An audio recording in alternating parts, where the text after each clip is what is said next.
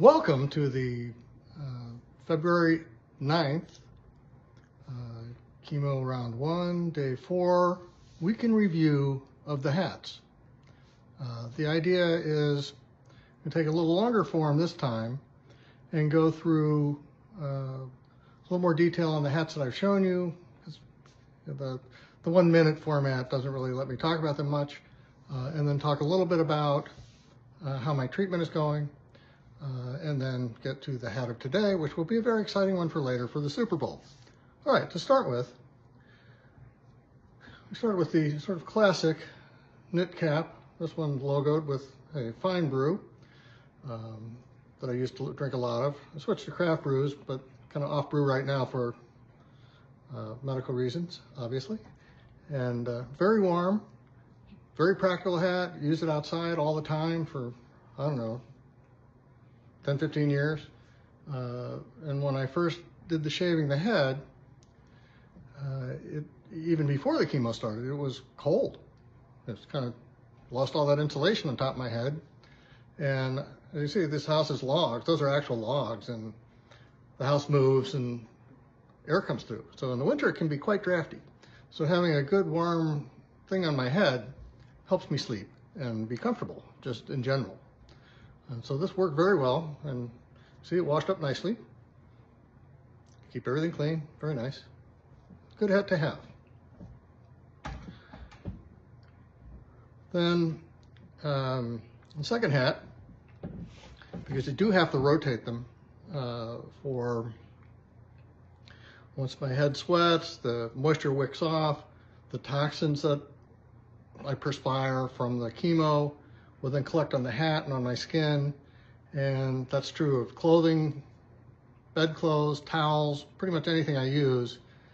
I have to be very careful to keep it very clean and rotate to fresh clothing all the time so that I don't develop sores or something, which would be a real problem later on. It's just taking care and really pampering myself, because it's kind of cool to just switch to fresh clothes randomly. But my sister-in-law sent this one in. This is very popular in the comments. It's the Carhartt cotton cap, and this is a good warm outdoor cap. Worked great. Love it. I will be wearing this a lot. Easy to wash. Came out of the wash great. But a little warm for inside, which was why I got this hat. Actually, I got a pack of 3 of these. These are special, as advertised, as I saw on Amazon, that are hats for sleeping caps for people, for chemo patients who are losing their hair. Well, I preemptively took my hair off because I wanted to be in control of that, but has room in to catch the hair. It's very comfortable, light, warm, doesn't fall off at night. And I have 3 of them because once you sweat, get it off, rotate. If we're gonna work out, put it back on. Still a little chilly in the house. I'm not quite used to not having hair. And if I keep wearing hats, I probably won't get used to not wearing hair until sometime in the summer. But that's okay. You know, it's a process. We go through this. So this hat, and then of course, it's winter in Wisconsin, and it was threatening to snow yesterday, and it did even snow flurry this morning. So you're not going to anywhere much in Wisconsin, especially if you go ice fishing, without one of these classic things. And this I've had for 25, 30 years, something like that. Very comfortable, brings its own fur, so I don't have to have hair. And it can snug down, keep my ears really warm. And that is a great hat. You know, again, ice fishing, use it all the time. Lovely stuff. Now, there are going to be a lot more hats. I mean, the treatment is going to run something like 6 months. So figure I'm going to come up with 180 hats. Oh yeah, we're going to have fun with this. A lot of fun coming up. And there'll be a different hat a day for that entire 180 days, or possibly longer, depending on how the treatment goes. So we look at that and say, all right, the question is, what's really going on with the treatment? What's happened? Chemo just went through the first infusion cycle. What's it like really? How are you holding up is the question I get. So let's address that. The key things to know are that, yeah, I got diagnosed with cancer. In a couple weeks, which were kind of a flurry, where they do the staging process, where they do a bunch of scans and medical procedures to figure out just where the cancer is, how big it is, how fast it's growing, all those kind of things so they can get a treatment plan. And my cancer is a gastric cancer that is stage 2B, which means it's grown through my stomach wall, isn't too big, and hasn't really spread anywhere yet. But, so I caught it fairly early, but it's going to take some dealing with. And the treatment plan then is to do 4 rounds of chemotherapy, then rest up a little bit and recover, then do surgery, where I will lose part or possibly all of my stomach, and then do 4 more rounds of chemotherapy. So how do you get through that process? Well, first off, the good news is the treatment plan is one that's been around for a long time, and it works very well for this kind of cancer, and the prognosis is actually good. As part of the mental planning, you plan for the worst and hope for the best. As you started this chemo, had my brother in town just in case I needed help. Turns out I didn't really need help, and so that's a plus. It's it's kind of a wonderful thing, but the backup is there if I need it. Then there are things that I wish I had thought of ahead of time as I go through. When you're starting the chemo one, so yeah, I'm going to lose my hair, so all right, so get that shaved off, and then well, I need hats. I didn't think of that. So if you're thinking if a friend or a relative gets cancer, what can you do for them? Well, these are inexpensive hats, and you need a bunch of them because you need to rotate them through as you sweat on them, and keep clean ones fresh and handy. And I'm going to have bad days in the future where running down to do a laundry real quick is probably not something I'm going to want to do. I have to plan for the worst, but if I have a fresh supply, then I'm good. So I did go ahead and buy 3 more bags of 3 of this hat.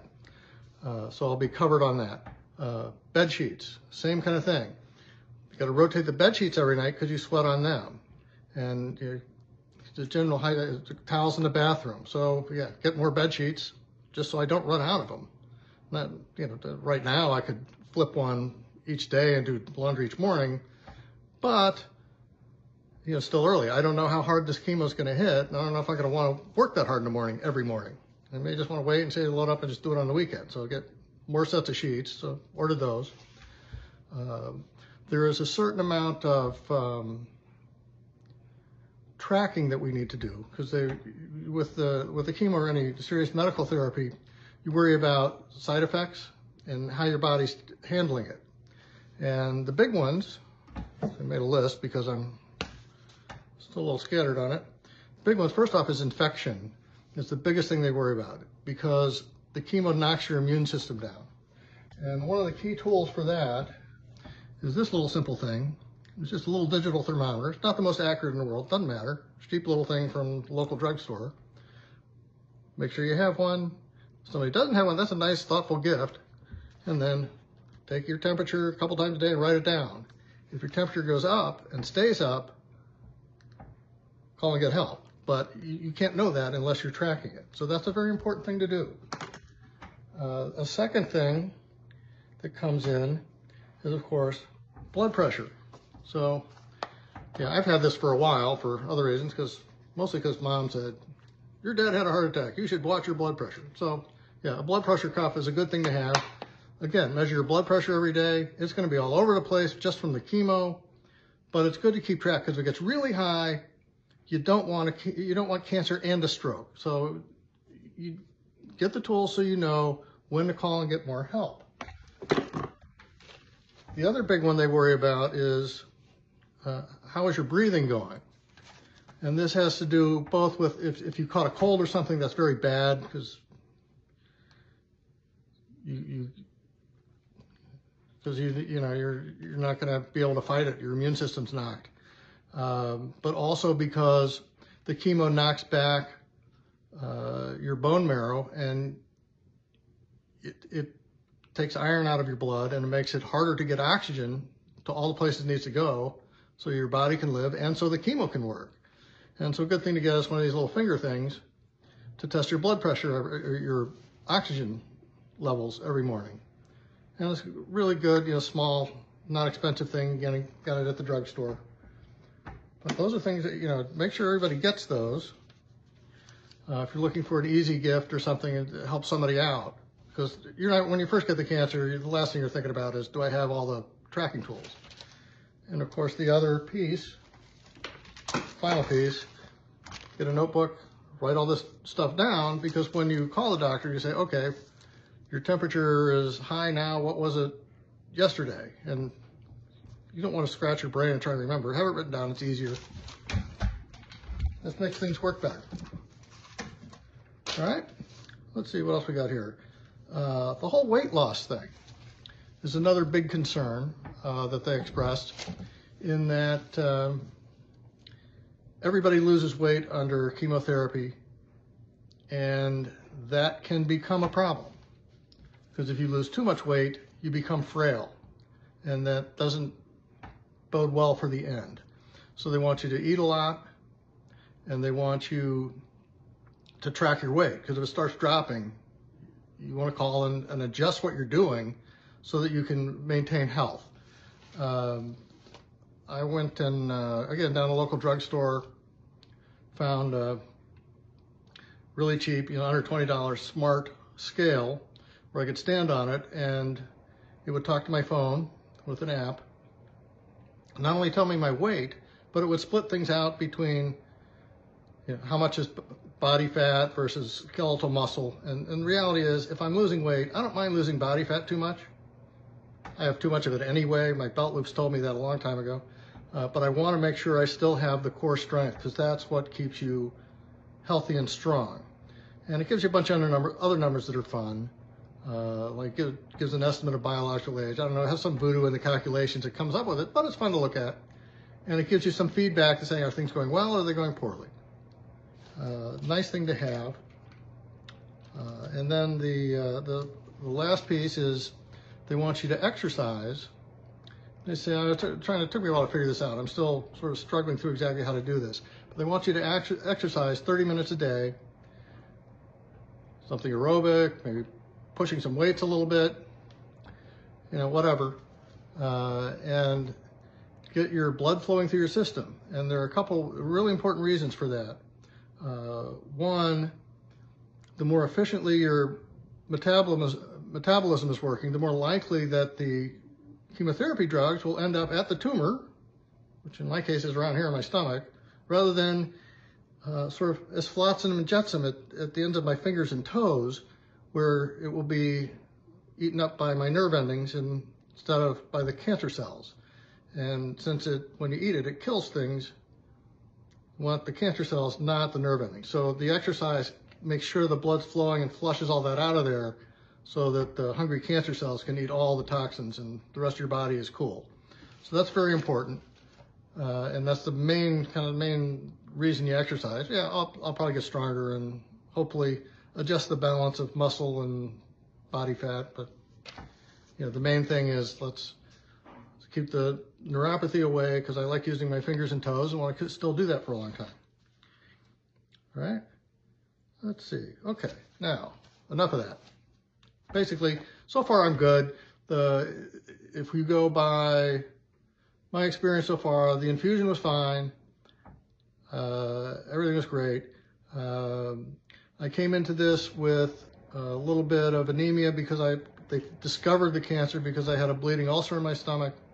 So I was kind of low on blood cells and iron. They've been giving me iron supplements. That's been holding up. I haven't been too tired.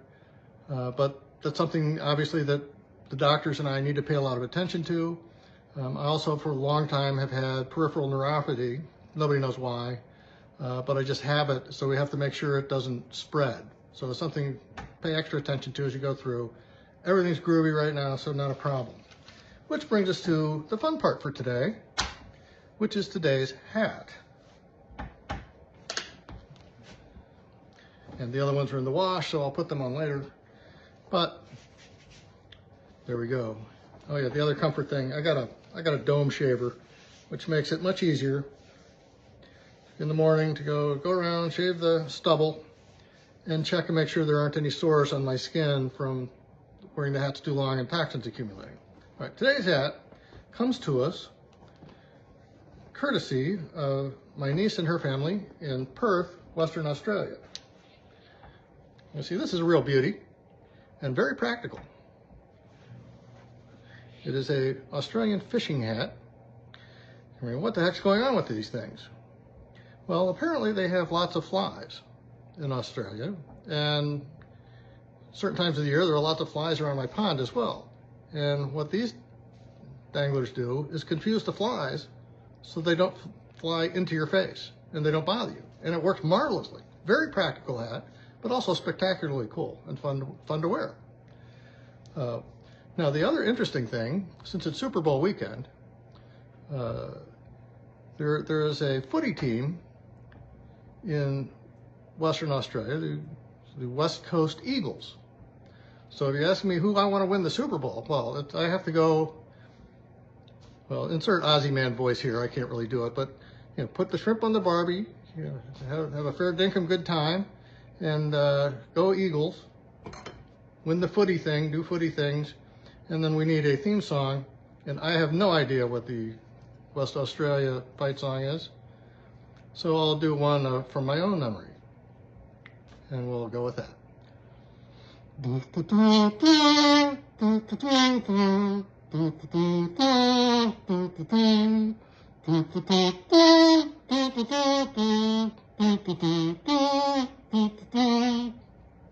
And that was poorly rendered, but whatever. More hats tomorrow, another roundup next weekend. Have a great Super Bowl. Thank you for watching.